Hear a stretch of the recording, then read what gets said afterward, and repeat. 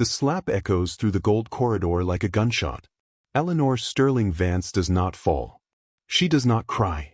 She stands perfectly still as the sting spreads across her 74-year-old cheek, as the taste of copper blooms against her tongue. Blood. Just a drop. Just enough. Marcus Thorne's hand is still raised, trembling now, suspended in the air between them like a confession he cannot take back. His $4,000 suit catches the light from the crystal sconces. His eyes are wild. Desperate. The eyes of a man who has just made the worst mistake of his life but does not know it yet. 20 feet away, behind a velvet curtain the color of old wine, 300 of Manhattan's elite raise champagne flutes to celebrate a merger that will never happen. But we are getting ahead of ourselves. 48 hours earlier, a yellow cab pulls to a stop on Madison Avenue. Rain hammers the limestone facade of the Vance Grand like 1,000 tiny accusations. The doorman, Jorge Mendez, stands frozen beneath the brass awning. His eyes are not on the cab. They are on the lobby behind him, tracking the movements of a man in a charcoal suit who patrols the marble floor like a shark circling shallow water. The cab door opens. A woman emerges into the downpour. She is 74 years old. Her silver hair, streaked with white, is tucked beneath a silk headscarf that might have been fashionable 40 years ago. Her trench coat is the color of wet stone, unremarkable, invisible. She carries a battered leather valise, the kind of briefcase that belongs in a museum, and she does not hurry. The rain soaks through her coat in seconds, but she stands there on the sidewalk, looking up at the 60 stories of glass and limestone that pierce the Manhattan sky. Jorge's hand twitches toward the door. Muscle memory. 31 years of service. But he catches himself. Glances back at the lobby. Stays frozen. The old woman walks herself to the revolving door. Inside, the Vance Grand gleams with surgical precision. Gone are the mahogany panels that once lined these walls. Gone is the hand-woven Persian rug that a man named Silas selected personally in 1978. In their place stands white marble that reflects cold LED lighting like an operating theater. A reception desk of brushed steel. Digital screens cycling through wellness affirmations in minimalist fonts. Eleanor stops just inside the door. Water pools at her feet. Her eyes move across the lobby with the patience of a woman taking inventory. The Vermeer reproduction above the fireplace. Gone. The grandfather clock that chimed every quarter hour since opening night. Gone. The scent of fresh flowers and wood polish that once defined this place. Replaced by something synthetic, something that smells like a hospital pretending to be a spa. She walks toward the priority check-in line. 3 people wait ahead of her. A young man in a designer hoodie, fingers flying across his phone. A woman in head-to-toe Chanel, tapping one stiletto against the marble. A businessman clutching a garment bag like a lifeline. The receptionist behind the desk is young. 23, maybe 24. Her name tag reads Sarah. Her smile is the kind that has been trained into her, bright and automatic, but her eyes are tired. The eyes of someone working a double shift. The eyes of someone afraid. Eleanor waits. 5 minutes. The line does not move. Because Marcus Thorne has abandoned the priority guests entirely. He stands at the concierge station, personally attending to a 20-something with blue hair and a ring light mounted on a selfie stick. An influencer. Someone with followers. Someone who matters. The woman in Chanel sighs loudly. The businessman checks his watch for the 4th time. Eleanor simply watches. Finally, Sarah waves her forward. The girl's fingers hover over the keyboard, ready to help, ready to serve, ready to do her job. But Eleanor does not give her name. Not yet. She asks a question instead. A simple question. The kind of question that should mean nothing. Where is the oil painting of the Hudson River that used to hang in the foyer? Sarah blinks. Confusion flickers across her face. She does not know what painting. She has never seen a painting. She opens her mouth to respond, but she never gets the chance. A hand lands on the counter between them. Manicured nails. A Rolex that costs more than most people make in a year. Marcus Thorne smiles down at Eleanor. The smile does not reach his eyes. It never reaches his eyes. Ma'am. His voice is slow. Patronizing. the voice reserved for children and the elderly and anyone else he considers beneath his time. The museum is 3 blocks up. If you are not checking in, you are obstructing the path of our executive guests. Eleanor meets his gaze. Holds it. Says nothing. The silence stretches. 2 seconds. 3, 4. Then she speaks. Quiet. Certain. I am checking in, Mr. Thorne. Room 412. The Silas Suite. Something flickers behind Marcus's eyes. Irritation. Amusement. The particular cruelty of a man who enjoys delivering bad news. He laughs. Actually laughs. The Silas Suite is reserved for the Aegis CEO. You have been moved to a standard queen on the 12th floor. Near the ice machines. Computer's choice. He leans closer. His cologne is expensive and aggressive. Efficiency, he says. You understand. Eleanor does not argue. Does not raise her voice. Does not demand to speak to anyone. She simply reaches into her valise and pulls out a leather-bound book. Blue cover. Gold lettering so faded it is almost invisible. Marcus glances at it. Dismisses it. He has no idea what he is looking at.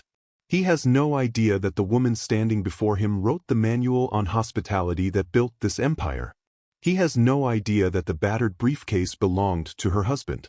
He has no idea that inside that blue book are bylaws that could end his career with a single sentence. He has no idea that Eleanor Sterling Vance is not grieving. She is auditing. And in 46 hours, every person in this lobby will watch him dragged out in handcuffs. But first, she needs to find out exactly how much he has stolen. What satisfies you more, watching a villain fall fast, or watching them destroy themselves slowly while the hero waits in silence? Drop your answer below, because what happens next will test everything you believe about patience, power, and revenge.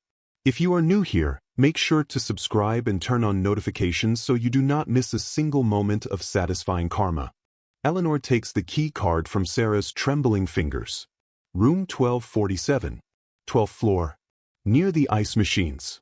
The room Marcus Thorne has assigned to her like a punishment, like a joke, like something to put her in her place. She does not protest. Does not demand a manager. Does not mention that she has held diamond status at this hotel since before Marcus Thorne learned to walk. She simply says thank you and turns away from the desk. But she does not walk toward the elevators.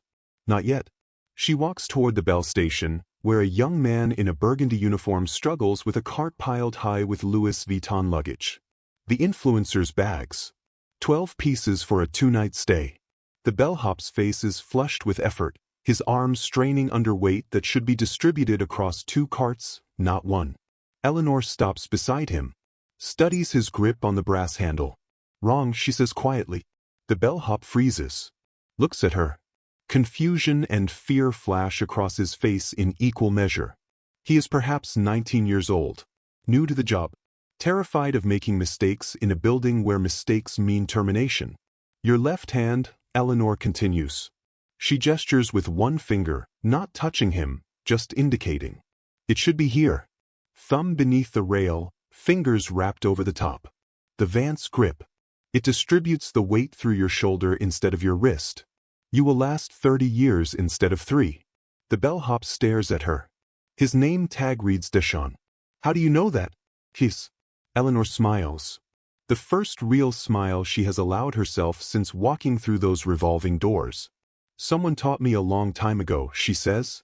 And then she is gone, moving toward the elevators before Deshawn can ask another question. Behind her, she hears Marcus Thorne's voice cutting across the lobby. Those bags should have been upstairs 4 minutes ago. Move it or I will find someone who can. Eleanor does not turn around, but her fingers tighten on the handle of her valise. The elevator arrives with a soft chime. The doors slide open to reveal mirrors on 3 sides, LED strips along the ceiling, and a faint smell of disinfectant masked by synthetic lavender. She remembers when these elevators smelled like sandalwood, when the mirrors were framed in mahogany, when the operator, a man named Gerald who worked here for 42 years, knew every guest by name. Gerald retired 8 months ago. Forced out. Replaced by touchscreens and algorithmic efficiency. She presses the button for the 12th floor. Watches the doors close. Studies her own reflection in the cold glass. 74 years old. Silver hair escaping from beneath her headscarf. Lines carved deep around her eyes and mouth. Hands spotted with age, knuckles slightly swollen from arthritis she refuses to acknowledge. She looks exactly like what Marcus Thorne sees. An old woman. A relic. A ghost from a world that no longer exists. The elevator stops on the 4th floor. The doors open. A housekeeper steps inside, pushing a cart loaded with fresh towels and miniature toiletries. She is perhaps 50 years old, Filipino, with kind eyes and calloused hands. Her name tag reads Rosario. Rosario glances at Eleanor. Offers a small, tired smile. Presses the button for the 7th floor. The elevator rises in silence. Then Eleanor speaks. "The lavender," she says. "It is too strong. It used to be bergamot and cedar. A signature blend. Guests could smell it the moment they stepped off the elevator and know exactly where they were." Rosario's eyes widen. She looks at Eleanor with sudden, sharp attention. "You remember that?" "I remember everything," Eleanor says. The elevator stops. 7th floor. Rosario hesitates at the threshold, one hand on her cart, eyes locked on Eleanor's face. "They changed it 6 months ago," she whispers. "New management. They said the old scent was not modern enough. They said it made the hotel smell like a grandmother's house." The words hang in the air. A grandmother's house. As if that were something shameful. As if warmth and memory and comfort were liabilities to be optimized away. Eleanor nods slowly. "What is your name?" She asks. "Your full name." "Rosario Delgado," the housekeeper answers. "I have worked here for 23 years. Eleanor files the name away. Adds it to the ledger she is building in her mind. The human ledger. The one that matters more than any spreadsheet Marcus Thorne has ever created. 23 years, Eleanor repeats. "That is a long time, Rosario." The housekeeper's eyes glisten. Just for a moment. Then she straightens her shoulders and pushes her cart into the hallway. "Not long enough," she says. "They are letting me go next month. Automation. They say a machine can fold towels faster." The doors begin to close. Rosario disappears from view. Eleanor stands alone in the elevator, ascending toward the 12th floor, toward the room near the ice machines, toward the exile Marcus Thorne has engineered for her. But she is not thinking about the room. She is thinking about 23 years of service. About calloused hands and kind eyes and a signature scent that once made travelers feel like they had arrived somewhere that mattered. She is thinking about the blue ledger in her valise. Page 412. Section 7, Paragraph 3. The Human Capital Index. Silas wrote that Claus himself, 40 years ago, in a hotel room not unlike the one she is about to enter. He wrote it because he believed that a company was only as valuable as the people who built it. He wrote it because he knew that someday, someone would try to turn his legacy into a spreadsheet. He wrote it because he trusted her to enforce it when he was gone. The elevator stops. 12th floor. The doors slide open to reveal a hallway that smells like industrial carpet cleaner and recycled air. Eleanor steps out. Finds room 1247. Slides the key card into the lock. The room is exactly what she expected. A queen bed with sheets that feel like sandpaper. A window overlooking an air shaft. A television mounted to the wall at an angle that suggests the installer was either drunk or indifferent. She sets her valise on the bed. Opens it. Runs her fingers across the cover of the blue ledger. The current board believes this document was destroyed in a fire 7 years ago. They believe the original bylaws died with Silas. They believe Eleanor is a grieving widow who has retreated into the fog of memory and loss. They are wrong about all of it. She crosses to the window. Looks out at the air shaft. At the brick walls rising on either side like a canyon built from neglect. Somewhere below her, Marcus Thorne is celebrating. The Aegis executives arrive in 44 hours. The merger will make him rich. The promotion will make him untouchable. Or so he believes. Eleanor pulls a small device from her coat pocket. It looks like a hearing aid. Outdated. Unremarkable. The kind of thing an old woman might need. It is not a hearing aid. She presses a button on its side. A tiny red light blinks twice, Then hold steady. Recording. She places it in her ear and steps out of the room. There is a service stairwell at the end of this hallway. A stairwell that connects to corridors most guests never see. A stairwell that leads to kitchens and loading docks and server rooms and all the hidden arteries that keep a building like this alive. Eleanor knows every inch of those passages. She helped design them. And right now, somewhere in those passages, someone is crying. She can hear it through the walls. So, muffled. The sound of someone trying very hard not to be heard. Eleanor moves toward the stairwell door. Pushes it open. Listens. The crying is coming from one floor below. She begins to descend. What she finds there will change everything. The crying comes from the landing between the 11th and 10th floors. Eleanor descends the concrete steps in silence, her sensible shoes making no sound against the industrial gray paint. The stairwell smells like bleach and rust, the scent of a space that exists only to be forgotten. Fluorescent lights flicker overhead, casting everything in a sickly yellow glow that turns skin the color of old paper. She stops on the 11th floor landing, presses herself against the wall. Listens. Below her, curled into the corner where the railing meets the cinder block, sits Sarah Halloway, the young receptionist from the front desk. The girl with the trained smile and the tired eyes. She is not smiling now. Her shoulders shake with sobs she is trying desperately to swallow. Her hands cover her face. Her burgundy blazer, the same one she wore at the desk 20 minutes ago, is crumpled beside her on the concrete like something she has torn off in despair. Eleanor does not move, does not speak, does not announce her presence. She reaches up and touches the device in her ear. The tiny red light pulses against her fingertip. Still recording. Sarah's phone buzzes. She ignores it. It buzzes again. And again. 3 times. Finally, she pulls it from her pocket. Stares at the screen.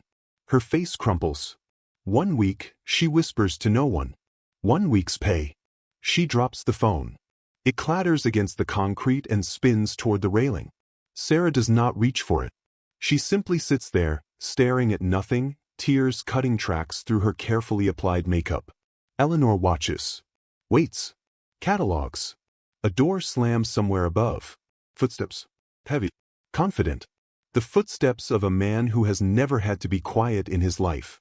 Sarah scrambles to her feet. Wipes her face with the back of her hand. Grabs her blazer from the floor and struggles into it, fingers fumbling with buttons that will not cooperate. The footsteps grow louder. Closer. Marcus Thorne rounds the landing from the 12th floor. He stops when he sees Sarah. His lips curl into something that might be mistaken for a smile if you did not look too closely at his eyes. There you are. His voice echoes off the cinderblock walls like a threat wrapped in silk. I have been looking for you. Sarah's chin lifts. Just slightly. The smallest act of defiance. I needed a moment, she says. I will be back at the desk in 5 minutes. Marcus descends the remaining steps until he stands on the same landing. He is taller than her by nearly a foot. He uses every inch of that height now, positioning himself so she has to look up at him, so she has to crane her neck like a child being scolded. The moment, he repeats. You needed a moment. On company time. In a restricted area. While 3 Diamond members waited in line for service. I was gone for 4 minutes. 4 minutes too long. Sarah's hands ball into fists at her sides. Her knuckles go white. You docked me a week's pay, she says. Her voice cracks on the last word. 1 week. For giving a man a glass of water. Marcus sighs. The sigh of a parent explaining something obvious to a slow child. I docked you a week's pay for violating brand protocol, he corrects. The Vance Grand does not provide complimentary services to non-guests. It is policy. It is in your employment contract. Section 4, paragraph 8. He was a veteran, Sarah says. The words come out louder now, sharper. He was 80 years old. He was standing outside in the heat. He asked for water. Just water. He was a vagrant. He had a purple heart pinned to his jacket. Marcus waves his hand. Dismissive. Final. Irrelevant. He was not a guest. He was not a potential guest. He was a brand liability standing on our sidewalk making our executive clientele uncomfortable. You should have called security to remove him. Instead, you brought him inside. You gave him water from our filtered dispensers. You let him sit in our lobby for 11 minutes. I let him rest. You cost this hotel money. Eleanor's fingers press harder against the device in her ear. The recording continues. Every word, every pause, every drop of venom in Marcus Thorne's voice. Sarah takes a step backward. Her shoulders hit the cinder block wall. There is nowhere else to go. A week's pay, she says again. Do you understand what that means? I cannot make rent. I cannot buy groceries. I have a little brother who needs school supplies and a mother on dialysis, and you took a week of my life because I gave an old man water. Marcus steps closer. His cologne fills the stairwell now, overwhelming the bleach and rust, suffocating everything else. Let me explain something to you, Sarah. His voice drops. Intimate. Dangerous. This hotel is about to become part of something much bigger than you can imagine. The Aegis Corporation is investing $2.3 billion in this merger. Billion. With AB. And when that deal closes, I'm going to be regional vice president of the entire Eastern Seaboard. He pauses. Lets the number sink in. Do you know what happens to employees who embarrass me before that deal closes? Sarah says nothing. Her breath comes in short, shallow gasps. They disappear, Marcus continues. Not fired. Disappeared. Blackballed. I have friends at every major hotel chain in this city. The Ritz. The Plaza. The Four Seasons. One phone call from me and you will never work in hospitality again. You will be lucky to get a job folding towels at a Motel 6 in New Jersey.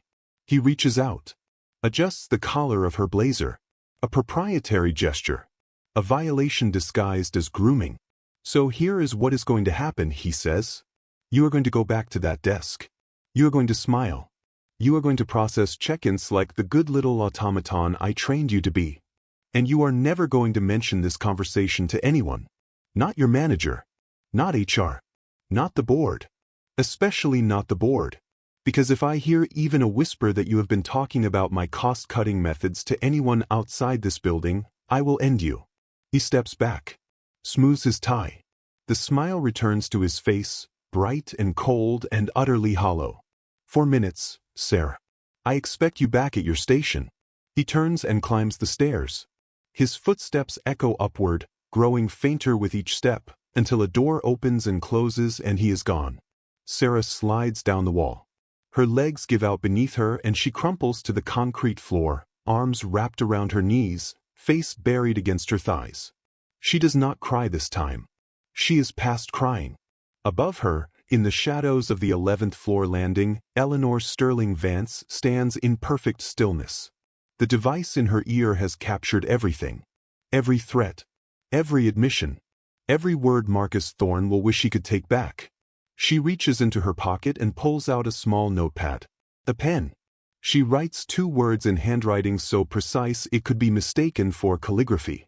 Sarah Halloway. Below the name, she adds a single line. Witness number 1. Then she turns and disappears into the darkness of the stairwell, moving upward toward passages that do not exist on any blueprint the current management has ever seen. 42 hours until the gala. And Eleanor has only begun to count the bodies Marcus Thorne has buried. The wall panel on the 14th floor looks exactly like every other wall panel in the service corridor. Beige paint. Scuffed baseboards. A fire extinguisher mounted at regulation height. Nothing remarkable. Nothing worth noticing. Eleanor presses her palm against a spot 3 inches below the extinguisher bracket. Pushes. Waits. A soft click. The panel swings inward on hinges that have been oiled regularly for 40 years. She steps through into darkness. The passage beyond is narrow, barely wide enough for one person to walk without turning sideways. The air smells different here. Older. The scent of cedar and dust and secrets kept for decades. Eleanor pulls a small flashlight from her valise and clicks it on. The beam cuts through the black like a blade. Silas built these passages in 1982. He told the architects they were for maintenance access, for emergency evacuations, for the practical necessities of running a building this size. That was partly true. But the real reason was simpler. Silas believed that the only way to truly know a hotel was to move through it unseen. To watch without being watched. To hear what people said when they thought no one was listening. He called it the owner's privilege. Eleanor called it survival. She moves through the passage now, her footsteps silent on the wooden planks that run beneath her feet. The walls are thin here, and sounds filter through from the rooms beyond. The hum of a vacuum cleaner. The clatter of room service trays. A television playing a news broadcast about stock prices and market forecasts. She passes a small window cut into the wall at eye level, covered by a decorative grate on the other side. Through it, she can see into the presidential suite. A maid strips the bed while another wipes down the bathroom mirrors. They work in silence, their movements mechanical, their faces blank. Eleanor makes a mental note. 2 staff members for a suite this size. There should be 3. Another cut. Another optimization. She continues deeper into the building's bones. The passage slopes downward, following the contour of the structure, descending through floors that guests never see. Mechanical rooms. Electrical closets. The vast humming infrastructure that keeps a 60-story building alive. Finally, she reaches a door. It is steel, unmarked, secured with a keypad that was installed sometime in the last decade. The numbers glow faintly in the darkness. 6 digits required. Eleanor studies the keypad. Thinks. Marcus Thorne is 38 years old. He graduated from Cornell in 2009. He was hired by Vance International in 2019. He drives a Mercedes with a vanity plate that reads Thorne 1. She types 6 digits. His graduation year followed by his birth month and day. The light turns green. The lock disengages. Men like Marcus always think they are clever. They never realize that cleverness and predictability are often the same thing. She pushes the door open and steps into the server room. Cold air hits her face like a slap. The room is kept at 62 degrees, optimal temperature for the rows of black towers that line the walls like soldiers standing at attention.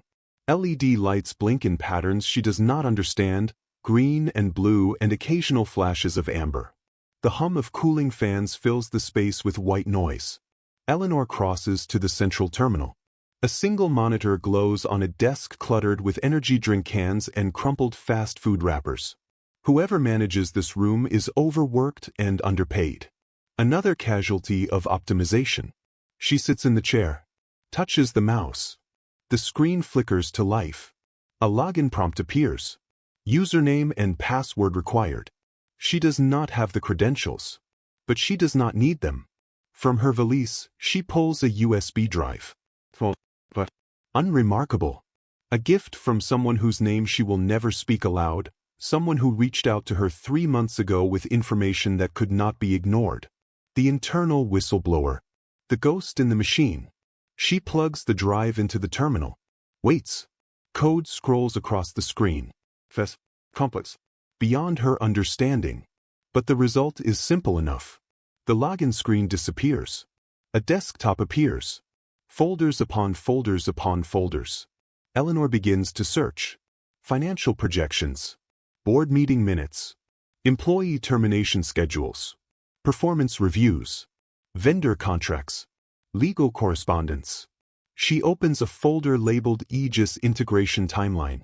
Inside, she finds a document titled Phase 3 Implementation. She reads. Her blood turns to ice. The Aegis deal is not a merger. It is not a partnership. It is not an investment in the future of Vance International.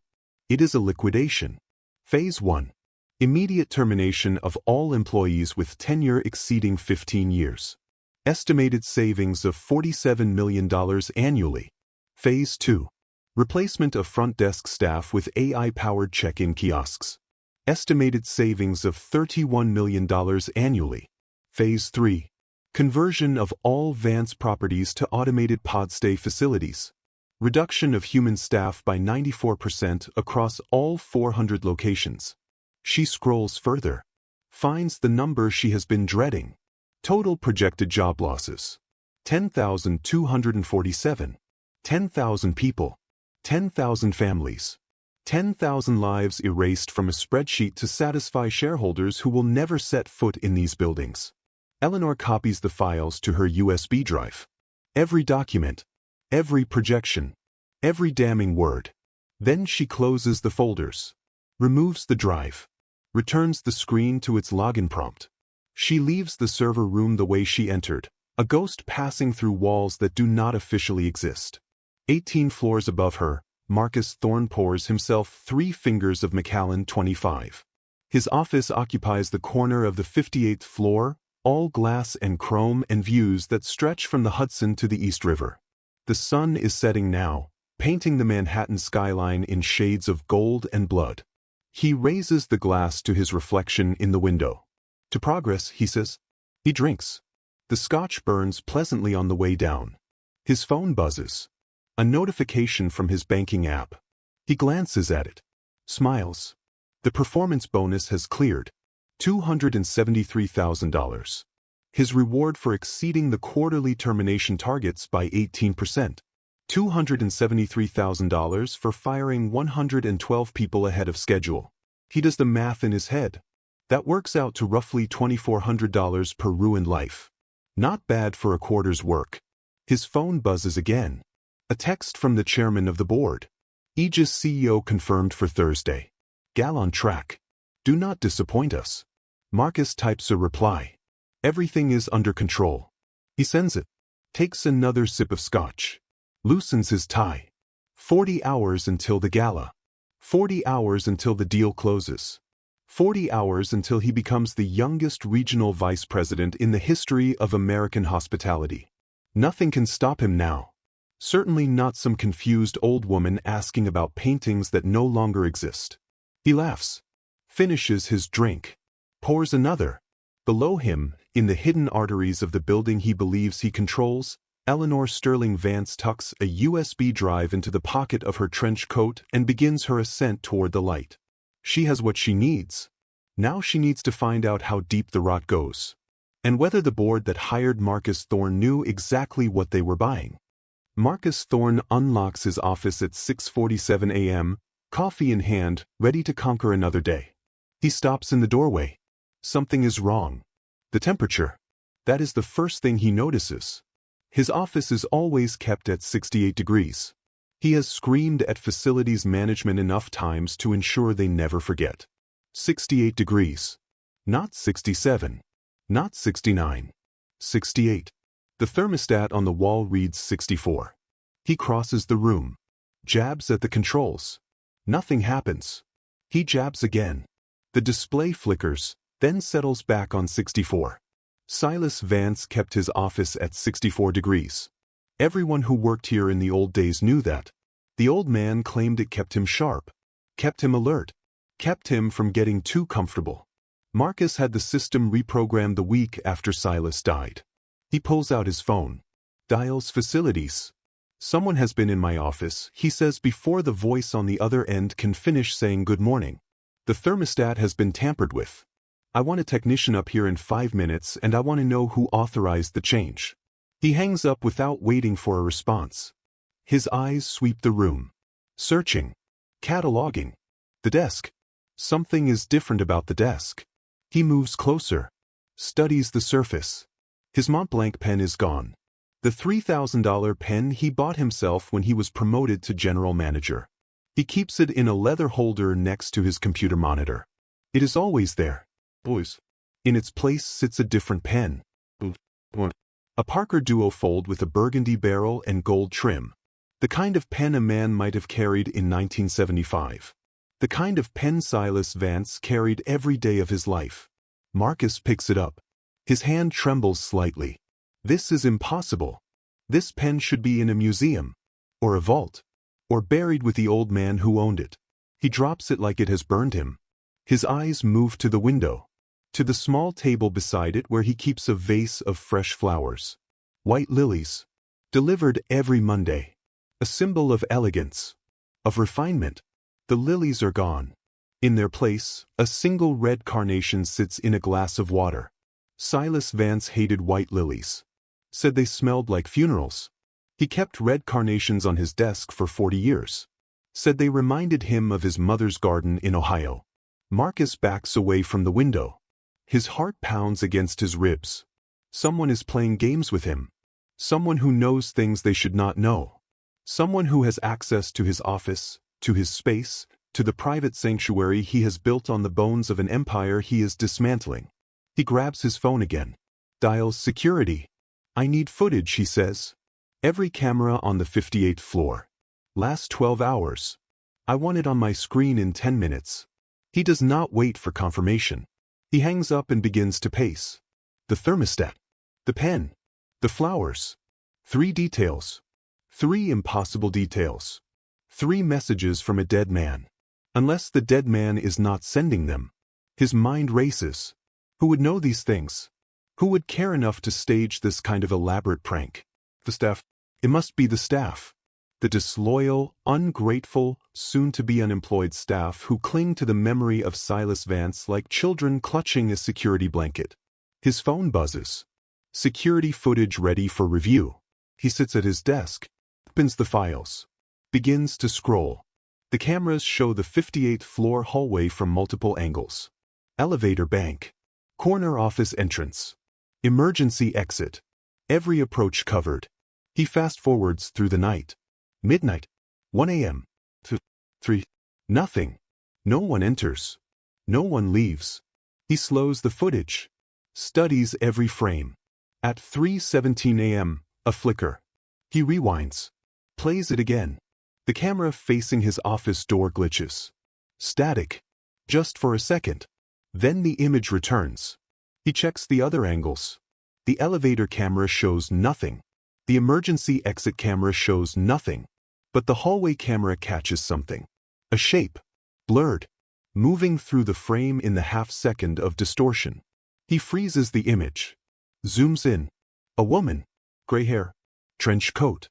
Moving toward the wall at the end of the corridor. Moving toward a wall that has no door. No window. No opening of any kind. He advances the footage frame by frame. The woman reaches the wall. And vanishes. Marcus stares at the screen. His coffee grows cold in his hand. He rewinds. Watches again. The same result. The woman walks towards solid concrete and disappears.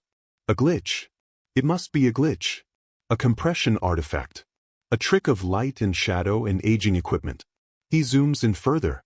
The image pixelates, but the shape remains. Trench coat. Gray hair. The posture of someone who knows exactly where she is going.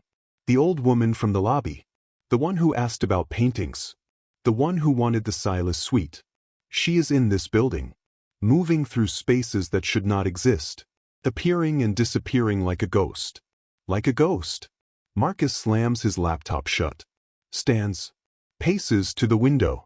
He is not a superstitious man. He does not believe in spirits or hauntings or messages from beyond the grave.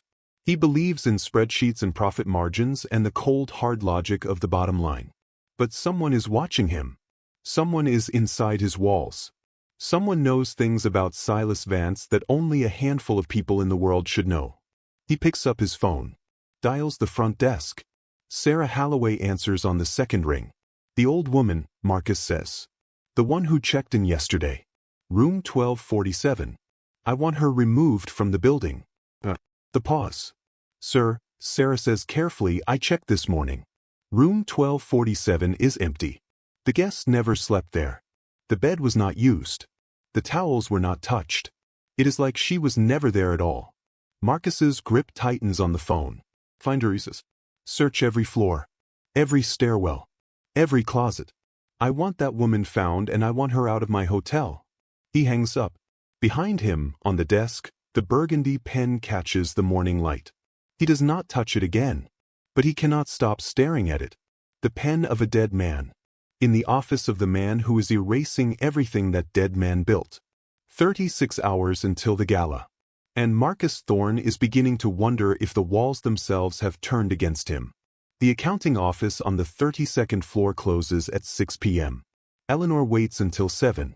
She emerges from a maintenance closet that connects to the passage network, her flashlight extinguished, her footsteps silent on the industrial carpet. The hallway is empty. The overhead lights have dimmed to their evening setting, casting everything in a pale amber glow that makes the space feel abandoned. The accounting office door has a keycard lock. Standard corporate security. Sufficient to keep out curious guests and wandering employees.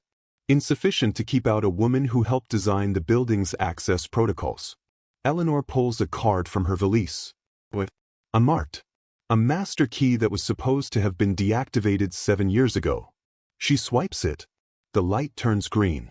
The office beyond is a maze of cubicles and filing cabinets, computer monitors sleeping in rows like soldiers waiting for morning. Eleanor moves through the space with purpose, navigating by memory and instinct, until she reaches a door at the back marked Records Archive. Another swipe. Another green light. The archive room is smaller than she expected. Floor-to-ceiling shelves packed with boxes, each labeled with years and categories. Payroll, accounts receivable, vendor contracts, tax filings. She is not looking for any of these. She moves to the far corner, where a shelf marked Legacy Holdings sits slightly apart from the others. The boxes here are older, dustier, their labels handwritten in fading ink.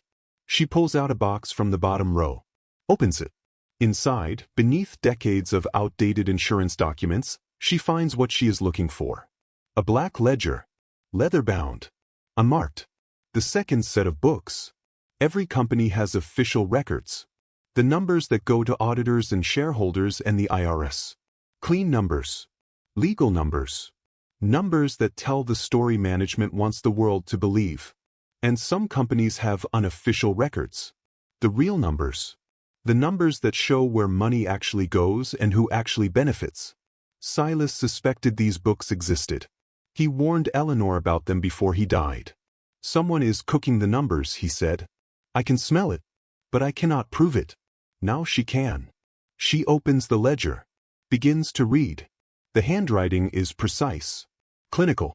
The handwriting of someone who believes they will never be caught. The entries date back 18 months. Just after Marcus Thorne took over as general manager. Employee pension fund. Transfer to operating reserve. $400,000. Operating reserve to executive bonus pool. $400,000. Executive bonus pool to Thorne. $400,000. Eleanor turns the page. Employee pension fund. Transfer to capital improvements. $600,000. Capital improvements to consulting fees. $600,000. Consulting fees to Thorne Holdings LLC. $600,000. Page after page. Transfer after transfer. A shell game of corporate theft designed to funnel employee retirement savings directly into Marcus Thorne's pocket. She does the math in her head. 18 months of entries. Monthly transfers ranging from $200,000 to $800,000. Total amount stolen from the pension fund. Approximately $14 million. $14 million taken from housekeepers and bellhops and maintenance workers who trusted that their futures were secure. $14 million that should have funded retirements and medical care and grandchildren's educations. Gone. Converted to sports cars and designer suits and bottles of scotch that cost more than most employees make in a month. Eleanor photographs every page. Her hands are steady, but her jaw is clenched so tight her teeth ache. She has enough. Right now, with this evidence, she could make one phone call and have Marcus Thorne arrested before sunrise. She could walk into the lobby, announce herself, and watch his world collapse. But it would not be enough. Because Marcus Thorne did not do this alone. She turns to the back of the ledger. Finds a page marked authorization. 3 signatures. 3 members of the board of directors. 3 men who approved every transfer, who rubber-stamped every theft, who knew exactly where the money was going and did nothing to stop it. Harold Wentworth, chairman of the board. Douglas Prescott, head of the finance committee. Raymond Chin, chief legal counsel. The cancer runs deeper than Marcus. It has infected the entire body. If she strikes now, these men will claim ignorance. They will sacrifice Marcus as a scapegoat. They will bury the evidence and emerge with their reputations intact. The board will cover it up. They always do. Unless the exposure is so public, so undeniable, so witnessed by people who matter, that covering it up becomes impossible. The gala. Thursday night. 300 guests. The elite of Manhattan. The executives of Aegis Corporation. The financial press who have been invited to document the historic merger. The perfect jury. Eleanor closes the ledger. Returns it to its box. Returns the box to its shelf. She does not take the evidence with her. Not yet. Let it stay here, where it has always been, waiting for the moment when it will matter most. 34 hours. She can wait 34 hours. She has waited 6 months already. 6 months of silence while the board treated her like a relic.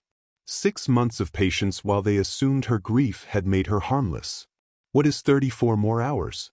She slips out of the archive room, through the accounting office, back into the maintenance closet that connects to her hidden world. 3 floors above, Marcus Thorne's phone rings. He answers on the first ring. Talk to me. The voice on the other end belongs to Douglas Prescott, the head of the finance committee. The man whose signature sits in the black ledger alongside Marcus's name. We have a problem, Prescott says. His voice is tight. Controlled. The voice of a man trying very hard not to panic. Someone has been accessing restricted files on the network. IT flagged it an hour ago. An unauthorized user with administrative privileges. Marcus goes still. What files? Prescott pauses. The silence stretches. Everything he finally says. Financial projections. The Aegis integration timeline. And Marcus, someone accessed the server room last night. The keypad log shows entry at 11:47 p.m. That is impossible, Marcus says. Only 6 people have that code. 7, Prescott corrects. 7 people have that code. You, me, Wentworth, Chin, the IT director, the facilities manager. And one other. Another pause. Longer this time. The code that was used last night, Prescott says slowly. It was registered to Silas Vance. Marcus's blood turns to ice. Silas Vance is dead. Yes, Prescott agrees. He is. So either someone reactivated his credentials, or we have a ghost in our system. Either way, we have a breach. And I need you to lock down the executive floors until we find the source. Marcus stands. His chair rolls backward and hits the window. Face. No one in or out without my personal authorization. And Douglas, the old woman I mentioned. The one asking about paintings. Find out who she is. Find out everything about her. Because I am starting to think she is not what she appears to be. He hangs up. Outside his window, the Manhattan skyline glitters with 1,000,000 lights. 1,000,000 lives.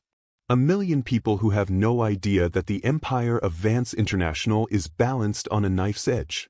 Marcus stares at his reflection in the glass. A ghost in the system. A woman who vanishes into walls. A dead man's credentials opening doors that should have been sealed forever. He does not believe in the supernatural. But he is beginning to believe in enemies he cannot see.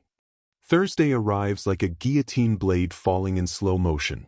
The Vance Grand transforms throughout the day, its lobby filling with florists and caterers and event coordinators who bark orders into headsets while armies of workers hang crystal garlands and position spotlights and polish every surface until the building gleams like a weapon.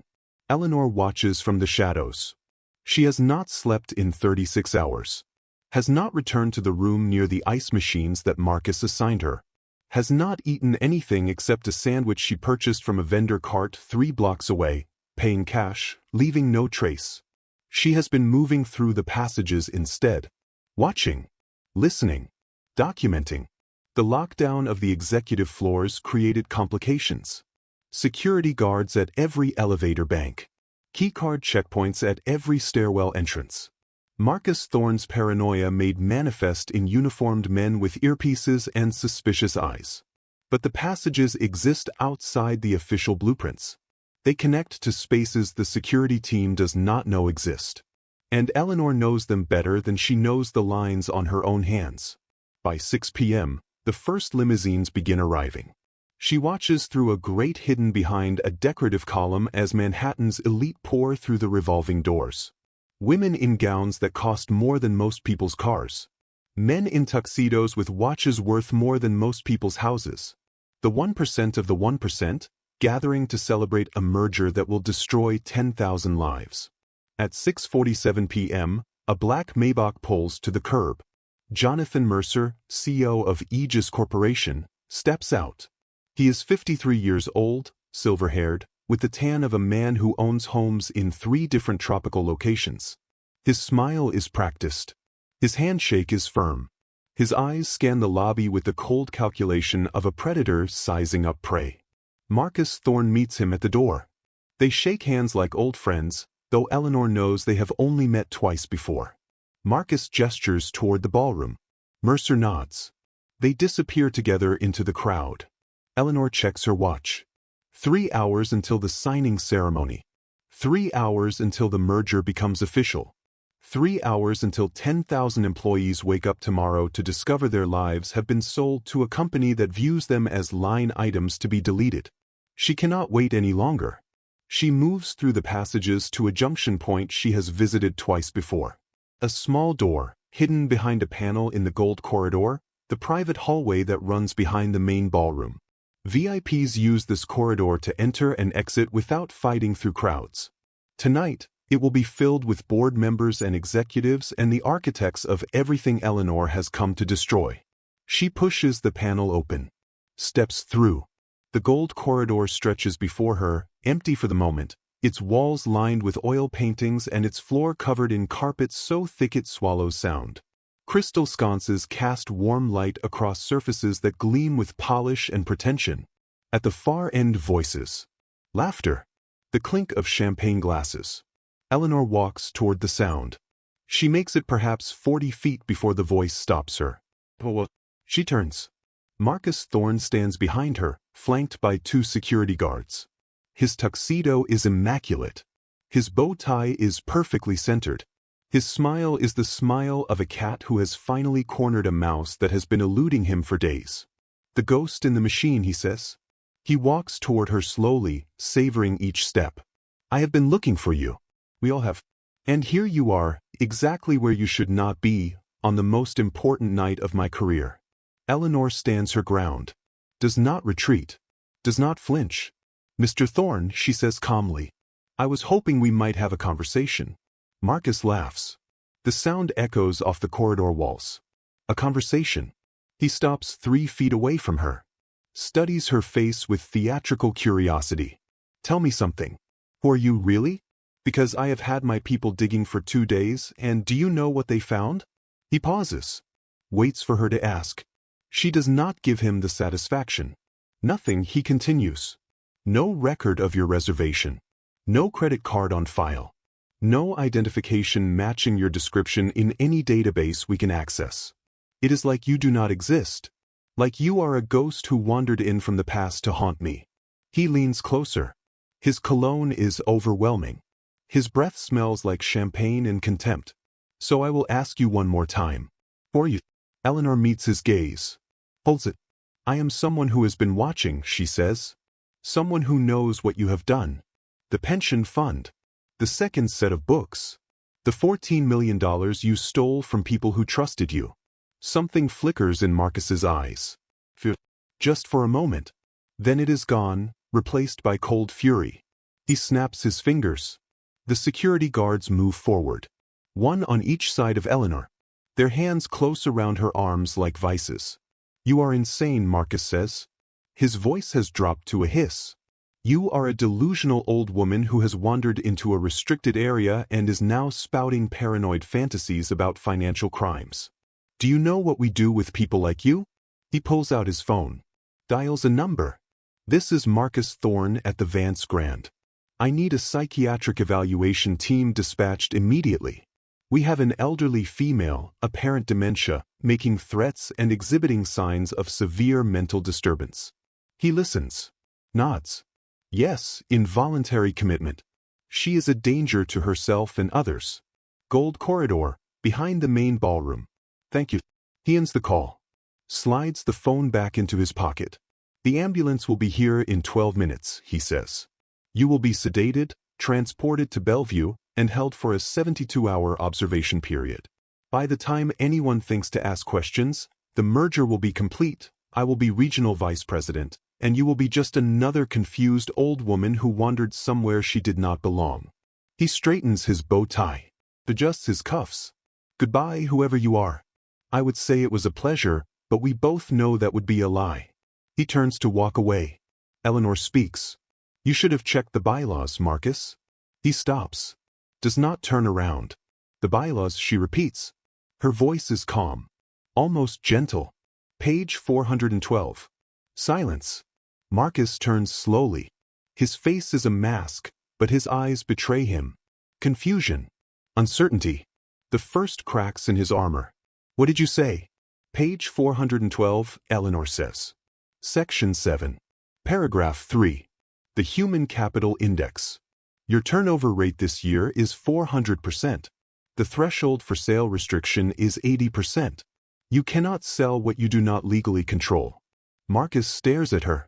The security guard's grips loosen slightly. They exchange glances. Something is happening here that they do not understand. How do you know about the bylaws? Marcus demands.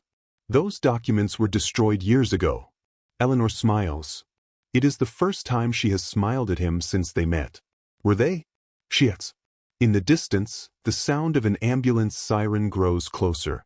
12 minutes. But Eleanor does not need 12 minutes. She only needs 3. The security guards release her before Marcus rounds the corner. Eleanor feels their grips loosen, then fall away entirely. She turns to look at them. 2 men in their 50s, both wearing the burgundy blazers of Vance Grand security, both with faces she recognizes from a different era. Thomas Riley, 26 years on the security team. His daughter's wedding reception was held in the Vance Grand ballroom in 2009. Silas paid for the flowers personally. William Chen, 19 years. His mother passed away in 2015, and Silas sent a handwritten condolence letter along with 3 months of paid bereavement leave. These men remember. Thomas glances down the corridor, confirming Marcus has disappeared. Then he looks at Eleanor. Mrs. Vance, he says quietly. It has been a long time. Eleanor nods. Too long, Thomas. William steps back, creating space for her to move. The ambulance will be here in 8 minutes, he says. The service elevator at the end of this hall goes directly to the 44th floor. The passage entrance is behind the linen closet. 3rd shelf from the bottom. Eleanor touches his arm. A brief gesture. A lifetime of gratitude compressed into a single moment. Thank you, she says. She walks past them without looking back.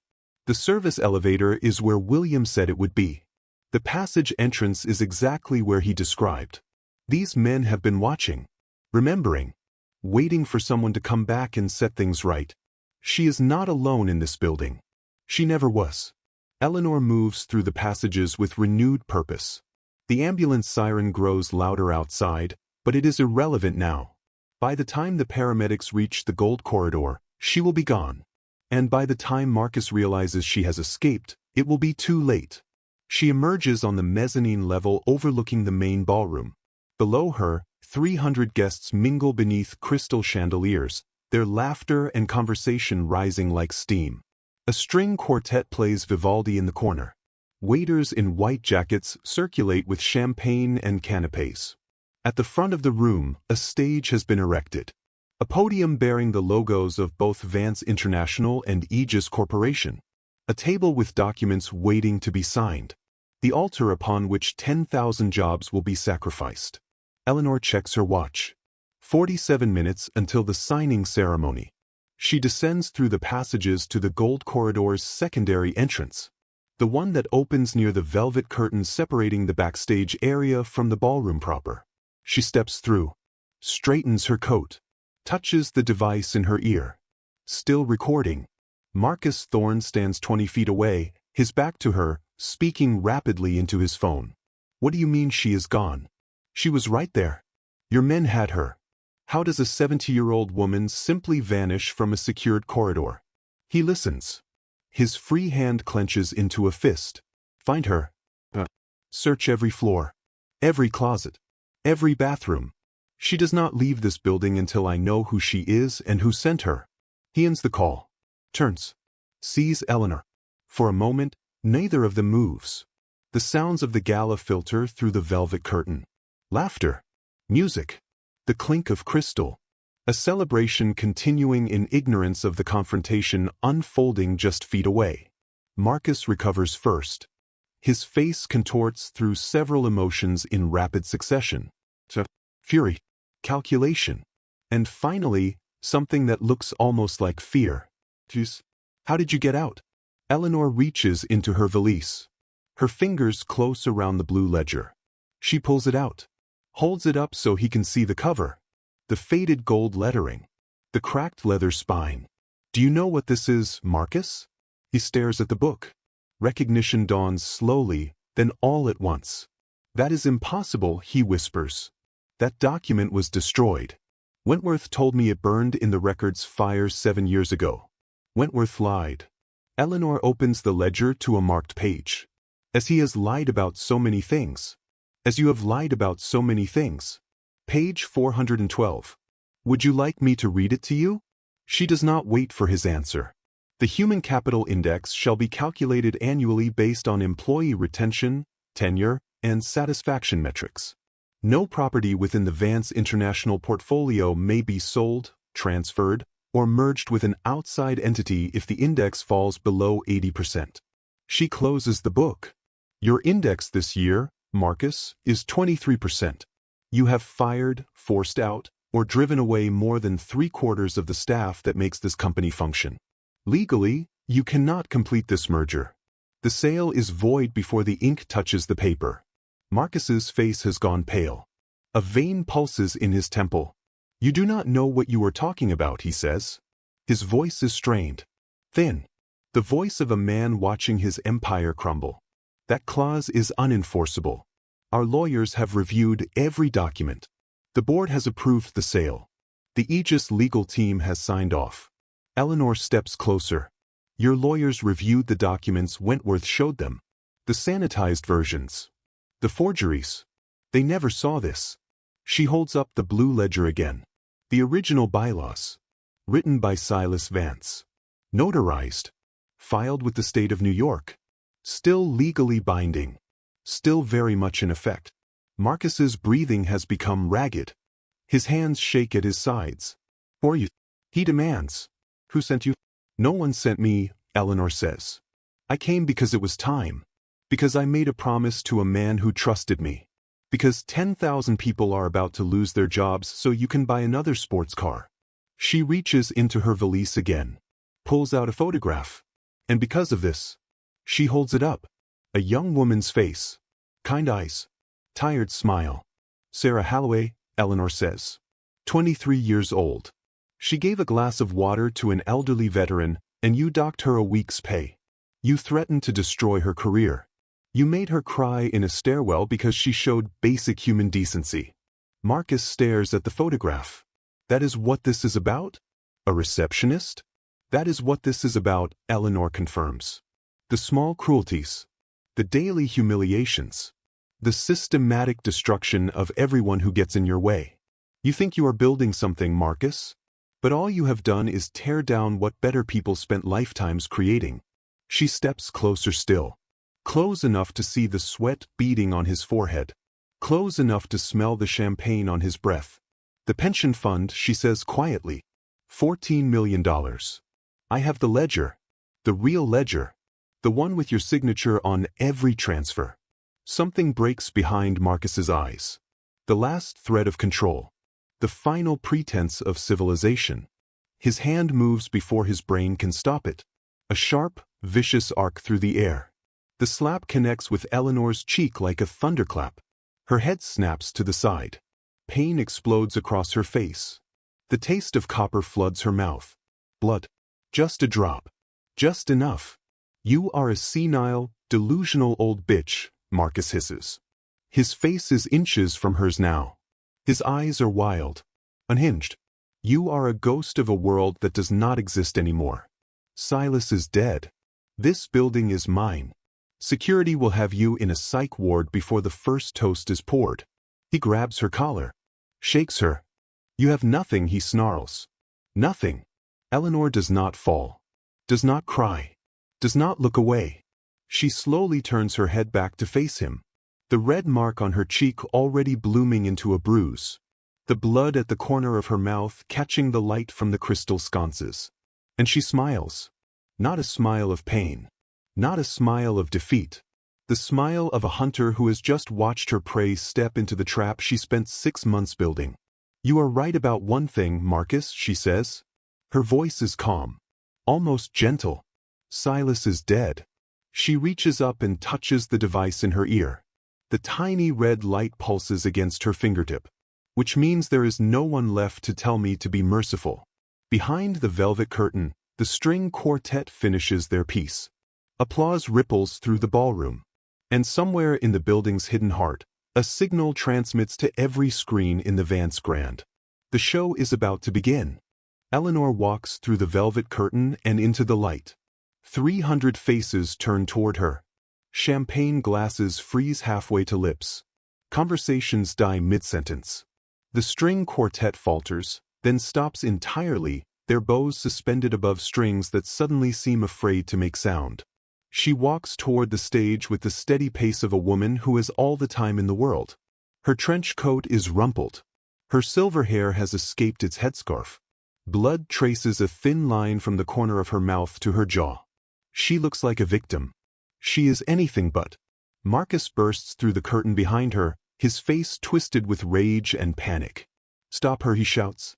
"Security! Someone stop that woman!" But the security team does not move. Thomas Riley stands near the main entrance, arms crossed, watching. William Chin guards the service door, his expression unreadable. The other guards look at each other, then at Marcus, then at the old woman climbing the stairs to the stage. No one moves to intercept her. Eleanor reaches the podium. The microphone stands before her like an offering. Behind her, the massive screens that were supposed to display the Aegis promotional video flicker with static. She reaches into her ear, removes the device that has been recording for the past 48 hours, holds it up so the crowd can see. Such a small thing, so easily dismissed. She presses a button on its side. The screens explode to life. Marcus Thorne's face fills every display in the ballroom. His voice, captured in high definition, booms through the $100,000 sound system. "You are a senile, delusional old bitch." The footage shows the gold corridor, shows Eleanor standing calmly before him, shows his hand rising, arcing, connecting with her face. "You are a ghost of a world that does not exist anymore. Silas is dead. This building is mine." The slap plays in slow motion. Twice. 3 times. The room is silent.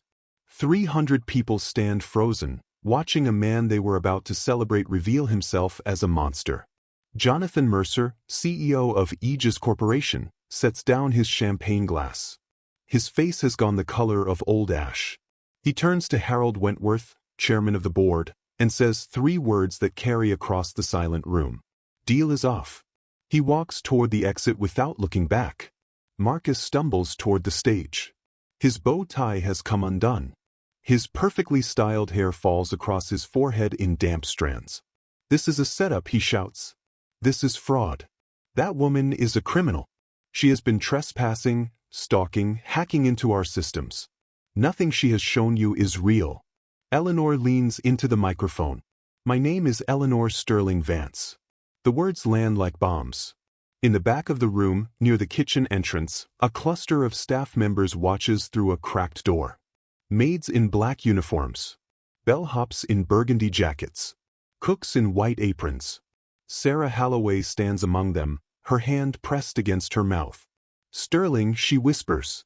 "Vance." Deshawn, the young bellhop Eleanor corrected on the luggage grip, grabs her arm. "Please."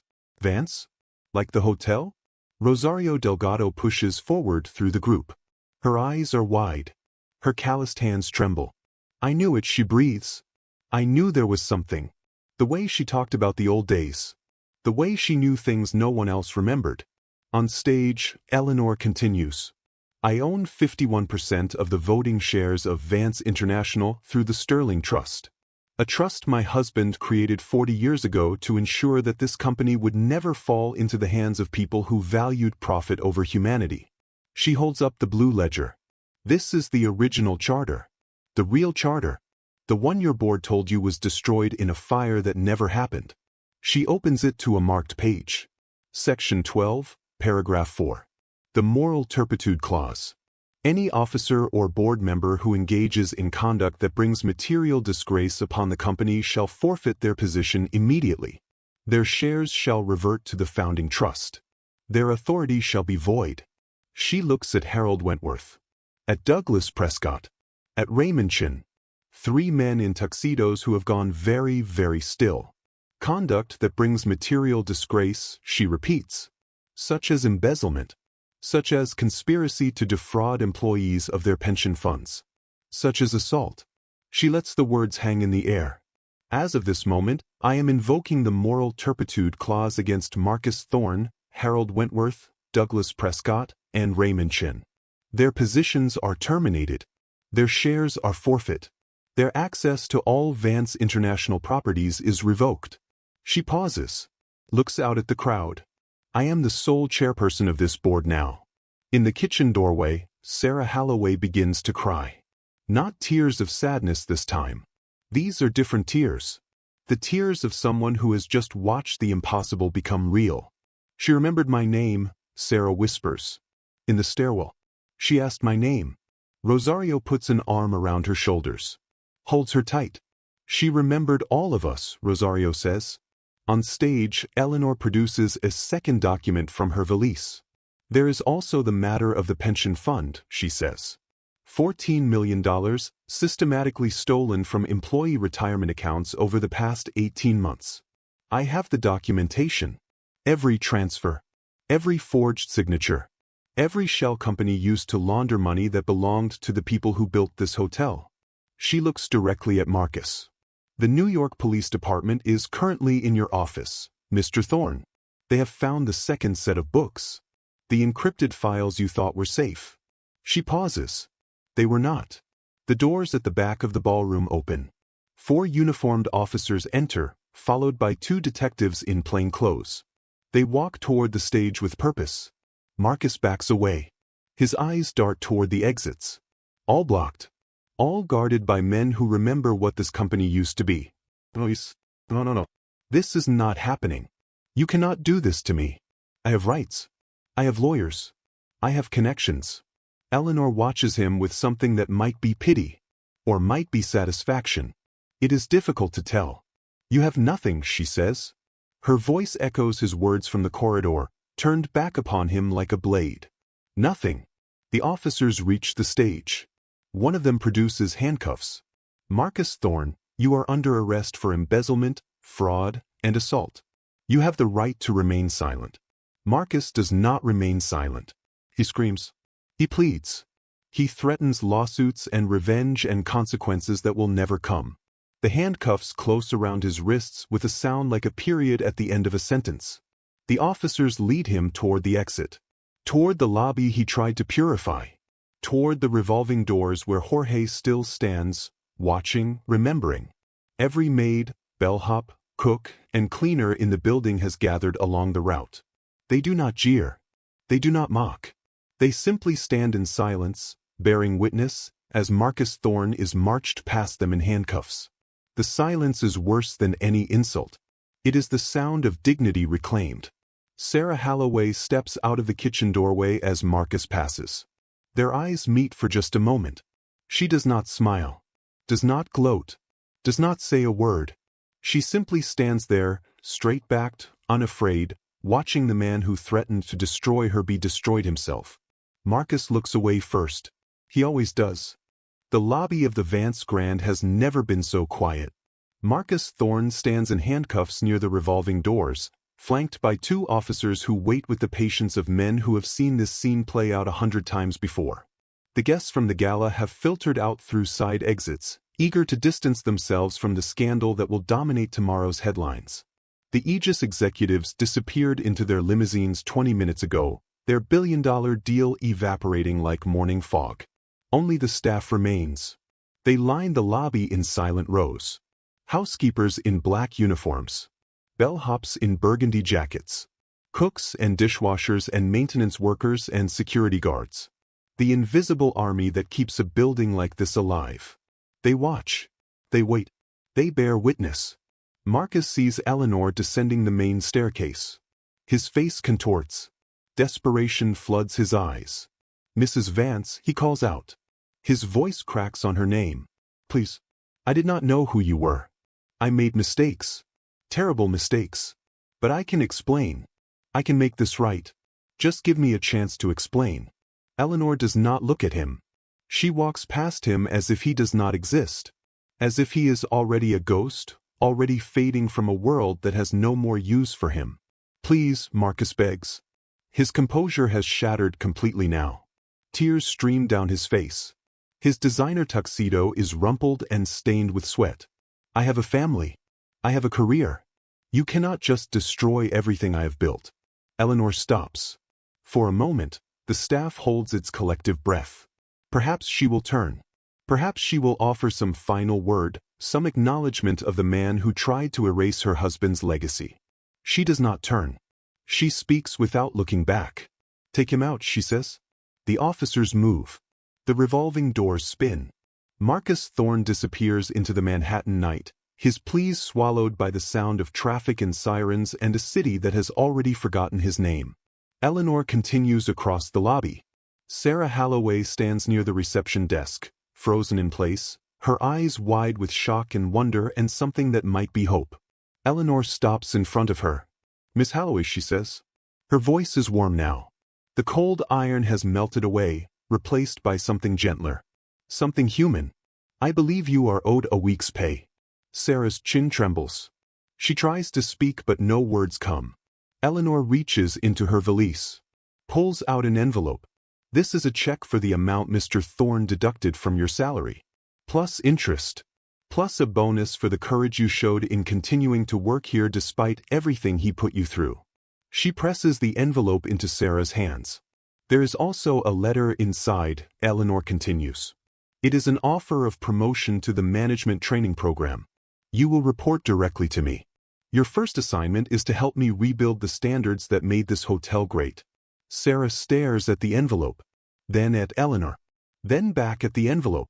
"I do not understand," she whispers. "Blimey, you do not even know me." Eleanor smiles. The same smile she offered Deshawn when she corrected his grip. The same smile that transforms her weathered face into something luminous. "I know that you gave water to a man who needed it," she says. "I know that you cried in a stairwell rather than compromise your principles. I know that when Marcus Thorne threatened to destroy your career, you came back to work the next day anyway." She places a hand on Sarah's shoulder. "That is exactly the kind of person this company needs." Sarah's composure breaks. Tears spill down her cheeks as she clutches the envelope to her chest. "Thank you," she manages. "Thank you." Eleanor nods. Turns to address the assembled staff. "The Aegis merger is dead," she announces. Her voice carries across the marble lobby, reaching every corner, touching every ear. The termination orders are cancelled. The pension fund will be restored. Every employee who was forced out over the past 18 months will be offered their position back, with full back pay and benefits. A murmur ripples through the crowd. Disbelief. This building, Eleanor continues, was not built by algorithms or efficiency metrics or whatever corporate nonsense Mr. Thorne tried to impose. It was built by people. By decades of dedication and service and genuine care for every guest who walked through those doors. She pauses. Looks around at the faces watching her. That is the Vance standard. And as long as I am alive, it will never be forgotten again. The applause starts slowly. A single pair of hands clapping near the back of the lobby. Then another. Then another. Within seconds, the sound builds into a wave that crashes against the marble walls and crystal chandeliers. Staff members who have not smiled in months are grinning through tears. Old friends embrace. Someone laughs, really laughs, for the first time in longer than they can remember. Eleanor stands in the center of it all, accepting the gratitude she never sought, the recognition she never needed. She did not do this for applause. She did it because it was right. 3 hours later, the lobby is empty. Eleanor rides the elevator to the 4th floor. Room 412. The Silas Suite. The door opens to reveal a space she has not seen in 7 years. The mahogany furniture that Silas selected personally. The handwoven rug from their trip to Morocco in 1985. The window that looks out over Central Park, the same view they shared on their wedding night. Someone has placed fresh red carnations on the desk. The scent fills the room like a memory made tangible. Eleanor removes her trench coat, sets down her valise, crosses to the bar cart in the corner and pours herself a martini. 3 olives. Extra dry. Just how she likes it. She carries the glass to the window, looks out at the Manhattan skyline, glittering with 10 million lights against the velvet darkness. On the desk behind her, a photograph of Silas watches over the room. His smile, his kind eyes. The face of a man who built an empire on the radical belief that people mattered. Eleanor raises her glass to his image. The house is clean, Silas, she says softly. Every room, every corner, every shadow. She takes a sip, savors the burn. But I think I will stay a while. There is still work to do. Her phone buzzes. A message from her assistant. She reads it, nods slowly. She picks up the hotel phone, dials a number from memory. A voice answers on the second ring. Eleanor speaks. That is one. Get the plane ready for London. I have heard the manager at the Savoy Vance has been optimizing again. She hangs up, finishes her martini, sets the glass down beside her husband's photograph. Outside the window, the city pulses with life. 10 million stories unfolding in 10 million rooms. 10 million people who will never know that tonight, in this building, a quiet revolution took place. Eleanor Sterling Vance sits in the chair her husband loved. The chair where he made decisions that shaped an industry. The chair where he dreamed of a world where hospitality meant something more than profit margins and efficiency metrics. She is 74 years old. Her cheek still throbs where Marcus Thorne struck her. Her bones ache from 2 days without sleep. Her hands shake slightly as she reaches for another olive from the jar.